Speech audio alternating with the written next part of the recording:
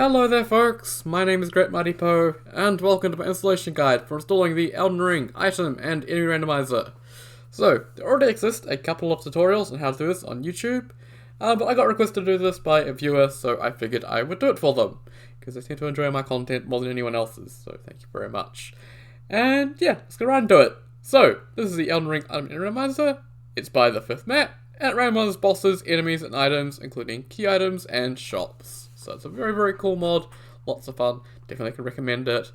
And yeah, there's a bunch of different stuff here, bunch of different steps. We're just going to read some of this, but not all of it. There's no need to read all of this. So these instructions are a bit long, but it's mainly to account for different ways you can use the randomizer with other mods and with different modding setups. So for the simplest installation process, use automatic mod engine, run to issues, check out the troubleshooting section below. So we're going for that simplest installation projects using automatic mod engine. So we can ignore all this, we're not going to be merging with other mods or anything like that. It gets a bit complicated, and with certain mods you need to delete certain folders, do certain things, so it's a bit of a mess. This tutorial is purely just for installing the item and enemy randomizer. So yeah. So we get down to the actual steps here, and the first step is an optional one, which is interesting. This is to go offline on Steam. So the reason for this is you want to go offline on Steam for duration of run to prevent Elden Ring from automatically updating on Steam. So this is to make sure that you can actually complete your randomizer playthrough, and there are two ways to do this. So this one here is to say go Steam, go offline. That is if you are swapping around your saves and playing vanilla as well. So you can just keep swapping around your save. So you can go, I'm going to play Randomizer today, and the next day, take that save, move it somewhere else on your PC, then shove in your vanilla file, and then go back to Steam. If you are doing that, I recommend going offline on Steam to prevent updates. So that is pretty simple. You go into Steam, go offline, and you'll go offline. The other way, if you're just going to be doing a randomizer playthrough, you're not going to launch through Steam at all, the easier way without needing to go offline is just right click, go properties, go updates, and change this here to only update this game while launch it. Because you're launching through something else, not technically through Steam, it won't update when you launch. So that's another way to prevent it, and it means you can keep online on Steam, which is useful if you want to play other games. So yeah. That's that step done. And we're going to minimize Steam because I can need that in a little bit. So yeah. And then we have the three options. So automatic mod engine, manual mod engine, and UXM. I will not go into manual mod engine or UXM. These are pretty straightforward though. But the most simplest way is automatic mod engine, which is what we're going to do. So the first thing I'm going to mention is do not use Vortex Mod Manager. It will break things. Do not use it. Go up to the top. Go Files. Manual download, and slow download, and then it'll get downloaded for you. Need to do that. And then we're going to scroll back down. So our next step is, it can just be anywhere on your PC, by the way, forgot to mention that. It doesn't need to be anywhere specific. So you can just find where you want to put it on your PC, and just keep it there. Don't move it anywhere else. So yeah, place it anywhere, and then unzip it using extract here, and create a directory named Randomizer. So go to here, go right click, go 7-zip, and go extract here. And there we go. We have a nice randomizer folder with a bunch of stuff in it. Awesome. So that's that step done. Right.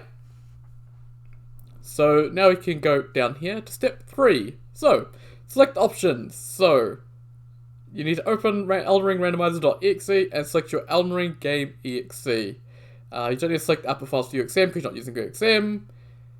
And yeah, we can ignore the rest of that sentence because it's all really complicated. So, and then there's stuff that are about merging, ignore that.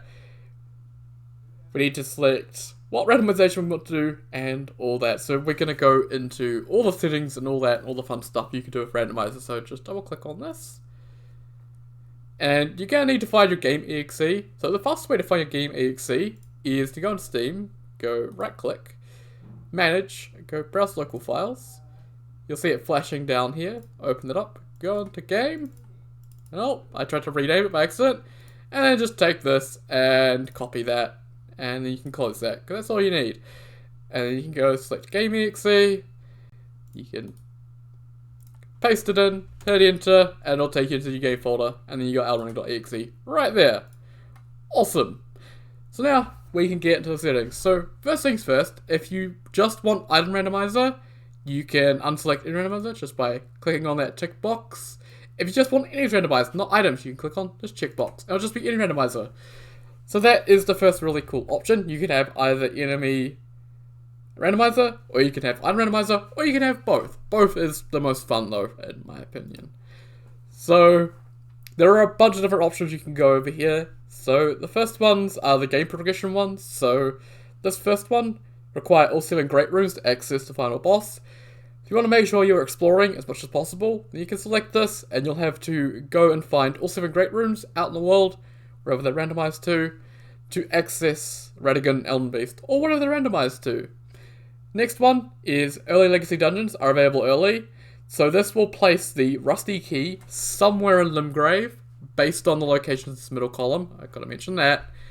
And the academy key will be somewhere in Leonia, based on these locations, once again. Do note, for the academy key, there are 2 academy keys. There's one for you, and one for Thops. The one for Thops cannot be used to get into the academy. Just read the description. One is for you, and one is for Thops. Make note of that. Spell shops still sell spells, so pretty self-explanatory. So Salon will still sell sorceries. Corin will still sell incantations. If you want to do a bit of magic, that's a pretty good option. But if you unselect this, you'll have just any old items in there, which is interesting. But if you want to do magic, probably good to select this. Randomize collectible materials, like roa fruit. So this randomizes, so out in the world, you have like roa fruit bushes that have roa fruit on them. Those randomize their locations to like where a herba is. So it won't randomize what you pick up, it'll randomize the actual bushes. So you'll randomize also smithing stones as well, that you find in mines. So if you go into a mine, you might find a mushroom in a wall instead of a smithing stone. It's really interesting, it's pretty cool. I do enjoy that one. And this one here, smithing stone availability, submitted base game. So if you don't select this, you will have any smithing stones anywhere. So with this selected, you will find 1s and 2s and Limgrave, and you'll start to find more 2s and 3s and Leonia, and maybe some 4s, and then when you get to Caelid, you'll probably start finding some 5s. It helps with progression, so you're not struggling to find smithing stones. It's pretty useful. Then you got hints. You can purchase markers for required areas from Kale. So you can go to Kale at any point, buy a marker for a key item, and it will show you a general area. If you defeat a specific boss in an area, like the major important boss in that area, it'll show you exactly which dungeon or whatever you need to go into to get that item. You could also select to purchase exact item locations, but don't think you quite need that. This is pretty good. These middle locations are the locations for these items over here, and also the rusty key and the academy key, because they're key items. So vanilla locations are key items. Major bosses, if you want to know, anything with sort of an achievement or a remembrance boss, stuff like that. Just important bosses. Golden seed trees and sacred tier churches, merchant shops, all bosses. So this would be literally every single boss in the game. And you can include the night bosses as well. And also you can include talisman treasures in that. So yeah, if you want to avoid going into caves, graves, catacombs, tunnels, all that stuff, you can select this. And then I'll reduce this down to less. So even reduces merchants by 1. But if you want to explore a lot, don't select that. Awesome. Then our options over here. So this is where these items are going to get randomized to these spots. Once again, going to keep mentioning that. So key items randomized, you can either do them to these important locations, or not at all. Flask upgrades, you can have that randomized to these locations, to literally anywhere, which is much, much harder. I don't recommend that. Important locations make it so you can find them a little bit easier, or not at all. And then upgrade bell bearings, you can have them randomized to anywhere, to important locations, or not at all. Do note that the Smithing Stone ones and the Glovewort ones will be placed in the same overall area. So the Smithing Stone Bellbearing number 1, which is found in Leonia, will be in an important location in Leonia somewhere, much like the Academy Key. So it's pretty useful. Then we go into Enemy Randomizer options. So we've got all that set up, go into Enemy Randomizer. So scale up, down, enemy health damage. You probably want selected. If you find Melania hanging out in Stormvale, replacing Margit, you probably want her health to be scaled down as well as her damage. It would help a lot. Edit boss names. So rather than a boss being so let's say once again we have Melania replacing Margit. Instead of Melania Blade of Mikola or whatever it is, I can't quite remember at this point, it would be Melania the Fell Omen, or whatever like that. So it'll mix up the names. It's really cool, really fun. Swap bosses between multi-boss fights. So this does not include Godskin Duo. I'll mention that. Also Fia's Champions as well. But other fights where you have multiple bosses, like Crucible Knight Duo, or the Crystallian Duo, or the Crystallian Trio, it can swap bosses between those fights amongst themselves. So you can have a Crucible Knight and a Crystallian. If you select this, you don't select this, it'll be Crucible Knight Duo and the Trio and all that stuff. It'll be normal multi-boss fights. So yeah. And then we've got custom enemy placement. So this is really going to get complicated. This video is already going quite long, explaining all this stuff, but I do want to make sure I explain all this. So custom enemy placement, you select this. Oh, it takes a little bit of lag. You can see what the default preset is. So regular enemies, major bosses, once again, major bosses, achievement bosses, remembrance bosses, stuff like that. Important bosses, minor bosses, your dungeon bosses, world mini bosses, your Erdtree avatars and stuff like that out in the world. So any bosses out in the world. Dragon mini bosses are all the dragon bosses, so your Argyles and stuff like that. Does include Landsex, but Placidusex and Watersex, I think I'm pronouncing those right, they're considered major bosses. They're not dragon mini bosses, they are major bosses. Evergails would be randomized by Evergails, so you might find that the Crucible Knight Evergail has an Onyx Lord in it or something like that. Passive Wildlife, randomized passive wildlife. Hostile humans, and Scarabs, not randomized. Hostile humans is the hostile NPCs, so all those dudes. And yeah, you can go into edit custom enemy placement. There is a warning here though that places too many bosses in the game may result in crashes and frame rate drops. Also, if enemies stop making sound, you can usually save quit to remedy this. So, bang. This is the custom enemy placement, and you can do a lot here. It is very, very powerful. You can create new presets, so you can set up a bunch for yourself. You can create a description of what it is, and stuff like that. So you can have a lot of fun with this.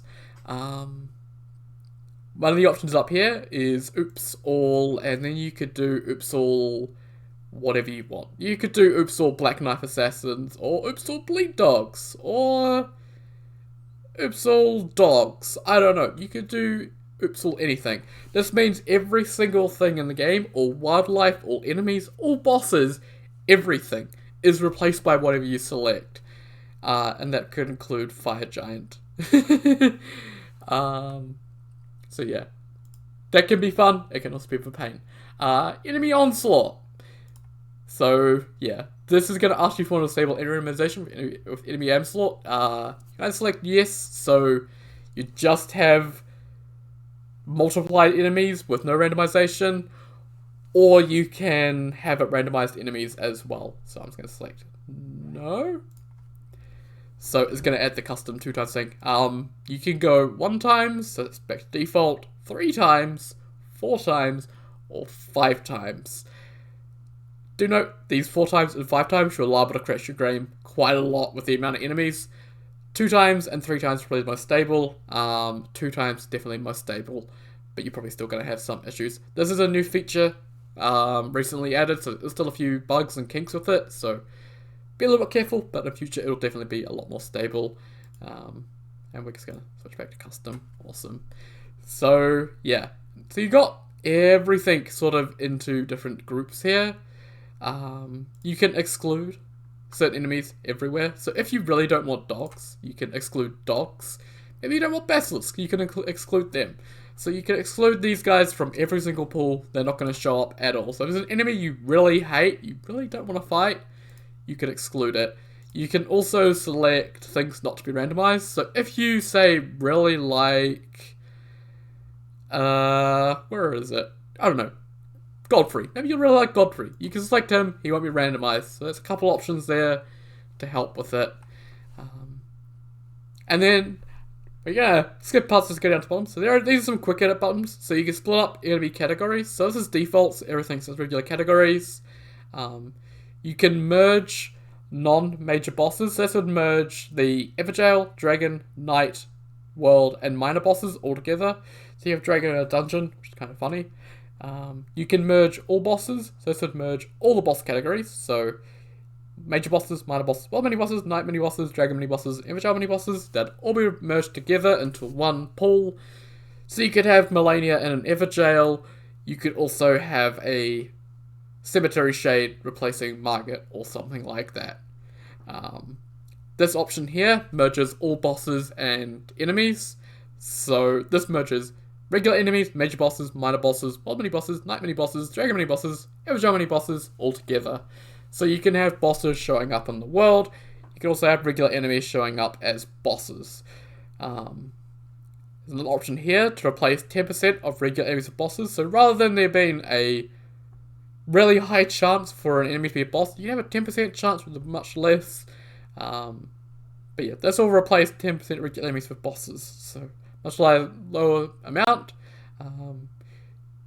You can replace wildlife with regular enemies. So this will make it so instead of passive wildlife being passive wildlife, it'll be regular enemies. Do note, if you use this one, maybe don't consider using the merging bosses and enemies or making 10% of enemies bosses, because then you will have a lot of bosses in the world replacing the sheep, and it will not be a fun time. And there's one down here to reduce passive enemy frequency. So this is from frequency adjustments. So if I actually click on this one, this is gonna configure visual configuration to adjust the frequency of enemies relative to others of the same type. So it's gonna reduce the frequency of these enemies down. So putrid corpses, wandering nobles, passive wildlife, commoners, demi-humans, octopuses, slugs, spirit jellyfish. So yeah, I can just click reset and we'll get rid of that. Awesome. So there's all the custom stuff. Well, not quite. You can change percentages. So we're regular enemies. So if we want, I don't know, Altus Dog. So we have 100% chance for it to be Altus Dog right now. We can add another one in and add Albinoric. I don't know. And we want 80% Altus Dog. And then 20% Albinoric. There we go. And so that would be, if we click OK now, well, I think if we click apply and then click OK, we can see regular enemies would be 80% Altus Dog and 20% Albinoric. So you can do stuff like that. We used to do percentages of enemies, stuff like that. It's all pretty cool. We also got passive wildlife been replaced by that. I don't know why that happened. Okay, that's copying the config regular enemies. I want that to be 100% stealth, actually. Cool. There we go. So that fixes that. That puts us back to passive wildlife. So yeah. So these options down here are to do with the customization. So you can increase HP for regular enemies as bosses. So if you have a basic old dog as a boss, it will increase its health up so it actually feels like a boss.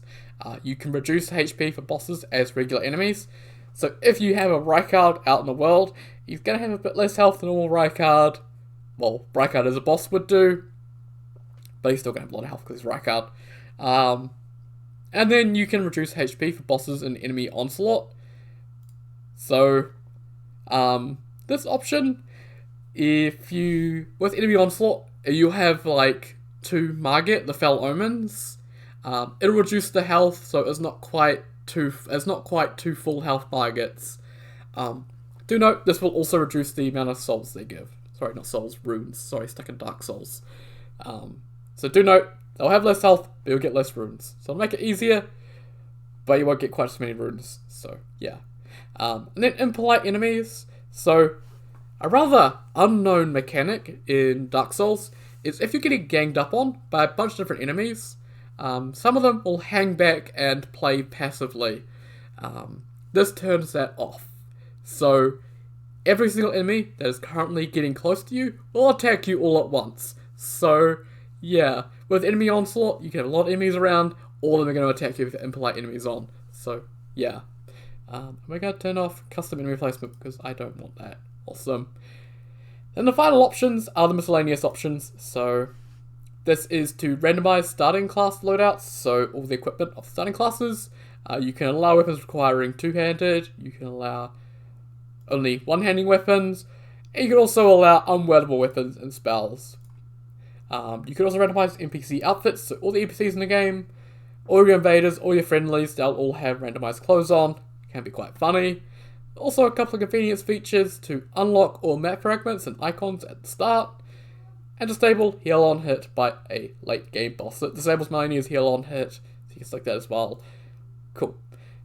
Now, you can click the randomize items and enemy button, and it will get randomizing for you. So it's going to take a little bit. I'm going to let it run. See that the enemy seed is going to be the same as the overall seed. You can also reroll seed if you want to do it again. Yeah.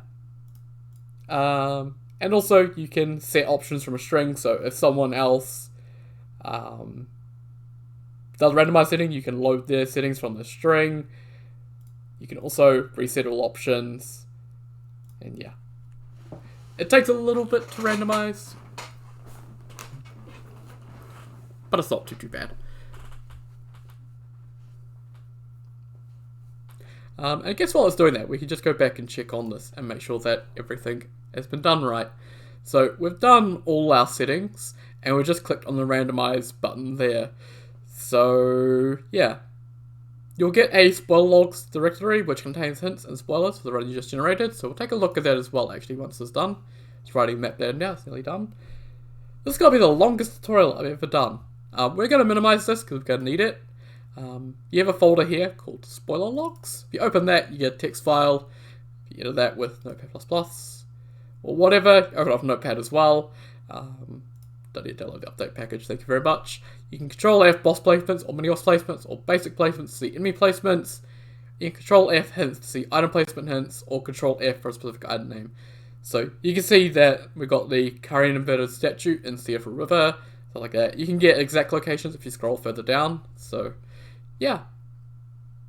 That is a spoiler log. It can tell you where everything is in case you need to really find something, and Carly's hints aren't helping. Awesome. So, now we can go, let's go back to this actually. So that's telling us the spoiler log. And we just did that. So, yeah, now we can run the game. So you need to make sure Steam is running. So, make sure Steam is running. And click the Launch Elden Ring button. So, back to the randomizer. Click Launch Elden Ring. You see a little thing pop up, and Steam to launch. There we go. So I will hopefully remember to put down timestamps so that if you can skip past all the option stuff that I went through. But yeah, I want to go over all that so everyone gets an understanding. It's gonna be the longest tutorial I've ever done though. A fun tutorial though. Yeah, Elden Ring is always a little bit slow for me launching up. There we go, Bandai Namco, From Software, Elden Ring. Awesome. So I'll tell you inappropriate activity discovered. Don't worry about that. You're not online. Don't worry, it's forced you offline. All that you can see offline. So we're going to create a new game because we need to check on our starting classes. So yeah, you can see we have a rather unique looking vagabond. You can go back to basic character selection, but you can just go down to origin here. You can scroll through them down here. A lot of people don't know that. So yeah, you can scroll through and you can see all the wacky and wild classes you have. Oh dear lord, that is a weird looking samurai. You can see Wretch has Serpent Hunter for some reason. Okay, well let's go Vagabond. Keepsakes are randomized so you can get your golden seed and all that. So we're just going to go double check the random enemy we get is a boss. And we can also check when the map fragments pop in. So it's going to be a little bit just to check that. The map fragments popping in doesn't happen until you finish the initial tutorial here. So you have to die to whatever boss. And then you'll get all your map fragments unlocked. So I'll just quickly show that. Make sure it's working. Okay, yep, there we go. Awesome. You can see the randomized NPC outfits, even though I did maiden here. That's not randomized. I should mention there are some items that aren't randomized. That includes your spectral steed whistle, your flasks, your physic flasks, just important items that really have no reason to be randomized other than making things super frustrating. So we can head through here just quickly and we can see what we got. I'm not going to fight it though, I just want to show off the map unlocks. So you can just run in here and you'll see something show up. Oh! Man, I want to fight him! He's a cool boss. Okay. Let's just kill ourselves before Elma does. So yeah, we have grafted Elma. You can see how the name works there as well.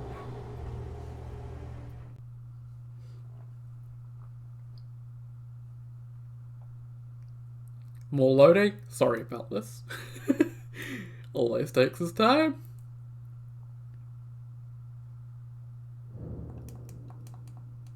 And tries to get past the cutscene.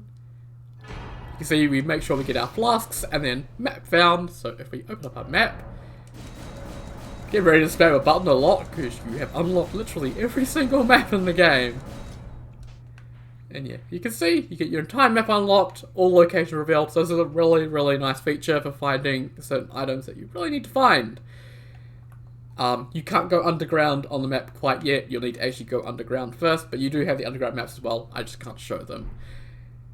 And yeah, I'm going to run forward to some lights so I can turn my character around and say thank you very much for watching. I hope you enjoyed the tutorial. Sorry it's been a bit long, this one. Want to go through each of the important things of the configuration. And yeah. If you have any questions, do leave a comment. I do try to answer them, but tech support stuff I tend to really struggle with, so if I don't answer you, there is a randomized Discord as well. I think that's linked on the Nexus page, so you can go there into the tech support channel, ask for help.